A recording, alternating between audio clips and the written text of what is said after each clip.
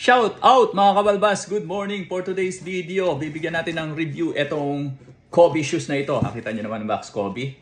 And dito natin pakita. Ayan, meron siyang signature ni Kobe dyan mga kabalbas. Ang kanyang box. Alright, ito ang kanyang lead. Meron siyang signature. And syempre ang resibo. From Foot Locker Scarborough Town Center. They released this.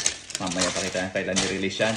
And meron siyang tissue paper na black na mayroong mga logo ni Kobe at meron pa siyang extra white at eto na ang sapatos mga kabalbas. Bang on! Alright, eto na mga kabalbas ang kanya sapatos. Ang lupit ng colorway. This is called Kobe 6 Total Orange. Total Orange kasi total orange talaga siya, no? And of course meron siyang Nike shoes metallic silver dyan. And yung kanyang logo na Kobe Mamba, ayan, meron Nike, metallic silver din yan. At yung signature niya, ayan, metallic silver, translucent dito. Outsole is translucent din, meron din siya logo dyan na Kobe. Ayan, yung traction niya. Ang lupit. Tapos sa kanyang insole, ayan, meron din siya metallic silver. Tapos, ayan, medyo para sa akin, kaya pala ko orange ako eh. Total orange. So mga kabalbas, dahil sa pagmamahal ni Kobe sa WNBA, Women's National Basketball Association, ito ay ang kanyang release noong, kailan to ni-release?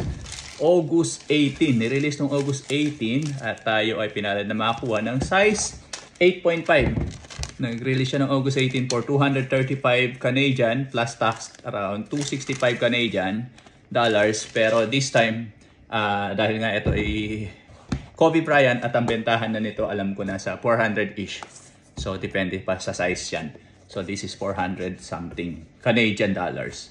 So mga kabalbas, at ang traction niya, sabi ng mga nag-review, is maganda siya, especially pag nagamit po pa siya ng ilang beses. Sa simula, medyo stiff pa, depende siguro sa paa mo kung wide. Medyo may pagka-narrow kasi itong Kobe 6, no? Pero later on, pag ginagahan mo raw siya, mas lalo siyang gumaganda, mas lalo siyang kumakapit.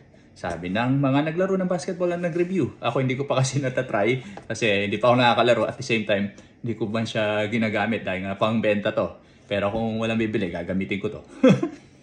At syempre ang pango. So mga kabalbas, this is called Kobe 6 Total Orange, size 8.5. Kaya kung 8.5 ka, at nais mo itong awitan mo na, baka awitan pa ng iba.